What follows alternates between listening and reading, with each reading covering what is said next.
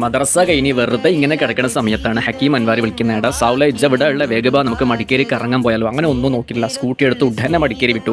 ആദ്യമായി കാണാൻ പോയത് മടിക്കേരി പയ കോട്ടയാണ്. അതിൻ്റെ ഉള്ളിലേക്ക് കയറാൻ പൈസ കൊടുക്കണമെന്നുണ്ടപ്പോൾ നല്ല ബാഗ് അടിച്ചു. പിന്നെ അങ്ങോട്ടും ഇങ്ങോട്ടും നടക്കാൻ തുടങ്ങി. നമ്മളെ വണ്ടിയുടെ രസകരമായ കുറേ കഥകളുണ്ടായിരുന്നു, അതൊക്കെ പറഞ്ഞിങ്ങനെ നടക്കാൻ തുടങ്ങി. പിന്നെ കൂടെയുള്ള ഹക്കീം അൻവാരി വല്ലാത്ത വിറ്റിൻ്റെ ആൾ, അത് കേട്ട് ചിരിക്കാൻ സമ്മതം അൻവാരി എന്ത് പറഞ്ഞാലും ചിരിച്ചെടുത്തോളൂ. അപ്പോൾ ഹക്കീം അൻവാരിക്ക് ഒന്നും കൂടി പറയാൻ ആവേശം കൂട്ടി. അങ്ങനെ രണ്ടാളും അങ്ങോട്ടും ഇങ്ങോട്ടും പറഞ്ഞ് ചിരിക്കാനും കളിക്കാനും തുടങ്ങി. അങ്ങനെ നടക്കുന്ന സമയത്ത് ചെറിയ ചാറ്റലമ ഉണ്ടായിരുന്നു. സത്യം പറഞ്ഞാൽ വളരെ മനോഹരമായ യാത്രയായിരുന്നു. എത്ര വലിയ സങ്കടം ഉണ്ടെങ്കിലും കൂട്ടുകാരന്മാരോട് യാത്ര ചെയ്യുക എന്നുള്ളത് സങ്കടം തീരാൻ വലിയൊരു കാരണമാണ്. അവരോടാകുമ്പോൾ നമുക്ക് എന്ത് തുറന്നു പറയാൻ പറ്റും. അവർ തമാശ രൂപത്തിൽ തിരിച്ച് പ്രതികരിച്ചിട്ട് ആ സങ്കടം അങ്ങ് മാറ്റിത്തരും. അപ്പോൾ സങ്കടം വരുമ്പോൾ കൂട്ടുകാരന്മാരെ വിളിച്ചോ യാത്ര ചെയ്തോ. എത്ര വലിയ സങ്കടമാണെങ്കിലും ഈ ഒരു യാത്ര കൊണ്ട് അള്ളാഹു തആല നമുക്ക് പരിഹാരം തരും, ഉറപ്പാണ്.